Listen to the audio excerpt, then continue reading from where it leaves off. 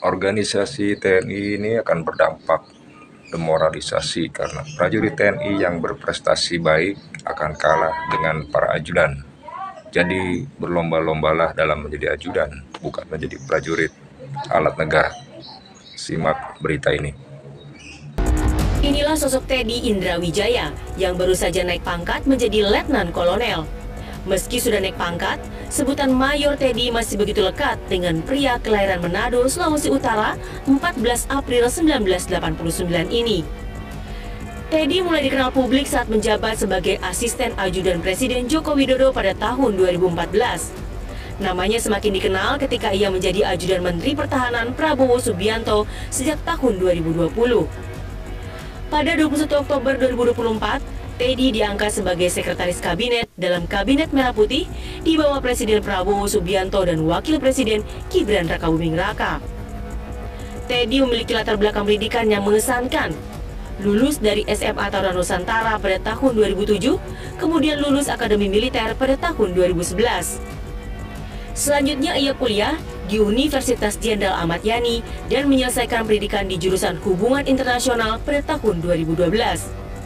Pada tahun 2021, Teddy meraih gelar Magister Universitas Indonesia Kajian Terorisme. Teddy juga mengikuti berbagai pendidikan militer internasional, termasuk di Ranger School Amerika pada tahun 2020, serta Sekolah Intelijen di Australia pada tahun 2015. Lahir di Manado, Sulawesi Utara 14 April 1989, ayah ibunya juga seorang tentara, yakni Kolonel Infanteri Purnawirawan Giono dan Mayor Patris R.A. Rumbayan. Pada Februari 2025, Teddy menjadi sorotan publik setelah pangkatnya naik dari Mayor menjadi Letnan Kolonel. Kenaikan pangkat Mayor Teddy Indrawijaya menjadi Letnan Kolonel memicu polemik dan perdebatan di kalangan masyarakat dan juga pejabat. Anggota Komisi 1 DPR dari fraksi PDIP TB Hasanuddin menyoroti bahwa kenaikan pangkat tersebut tampaknya tidak sesuai dengan prosedur yang lazim.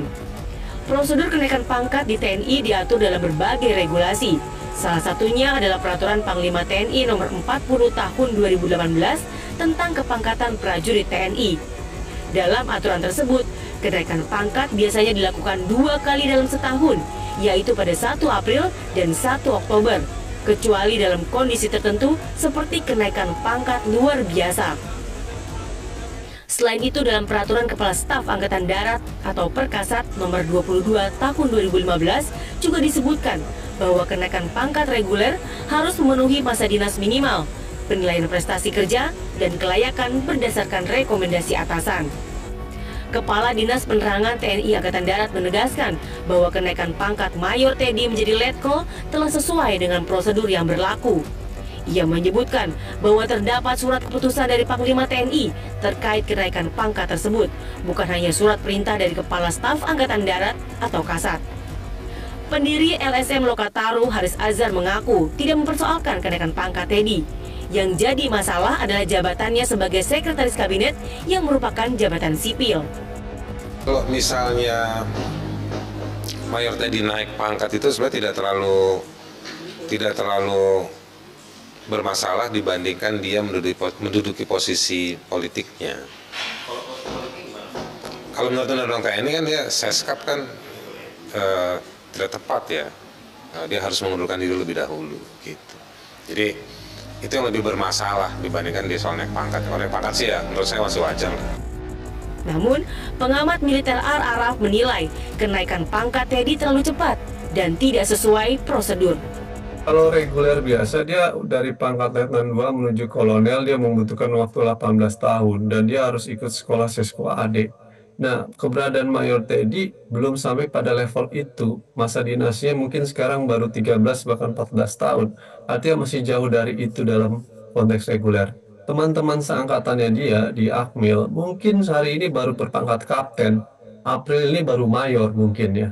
Dan yang ini kemudian menimbulkan persoalan di dalam tubuh internal TNI gitu ya. Karena mereka akan menganggap apa alasan terjadi percepatan itu? Ya, kalau ada prestasi luar biasa, misalkan dia memiliki jasa besar di dalam peperangan, maka KPRP percepatan atau tunjasa dimungkinkan.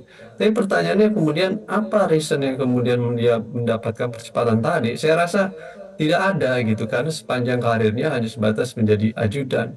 TNI itu sebagai alat pertahanan, tugasnya untuk perang, sehingga penilaian dia dihitung dari soal itu gitu, bukan sebagai ajudan. Nah, dalam konteks itu, ini saya katakan akan bukan demoralisasi. Kasihan teman-teman seangkatan yang masih jauh dalam berproses, sementara mereka Duna sudah pontang-panting sana kemari, tapi kalah karena kemudian mereka tidak menjadi ajudan.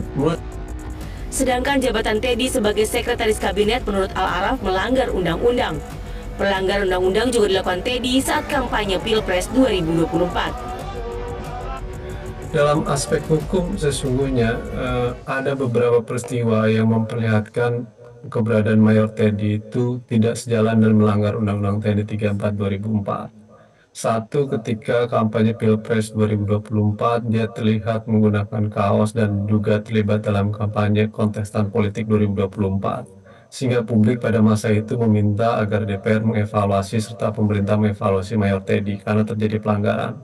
Dianggap berpolitik praktis. Padahal di dalam Undang-Undang TNI 34 2004, TNI aktif dilarang untuk berpolitik praktis. Kedua adalah pelanggaran dalam konteks pengangkatan menjadi Seskap ya. Seskap itu jabatan sipil yang di dalam Undang-Undang TNI 34 2004 tidak boleh diduduki oleh TNI aktif gitu. Dia harus pensiun dini dulu, tapi faktanya Mayor Teddy tidak pensiun dini ketika menjadi Seskap. Saya sebenarnya sangat menyayangkan karena Mayor Teddy ini masih muda, karir di militer masih cemerlang. Sebenarnya dia lebih sangat baik jika berada di tubuh TNI. Apakah ini kehendak Mayor Teddy atau kan ada kehendak kuasa lain yang kemudian menempatkan dia dalam posisi ini?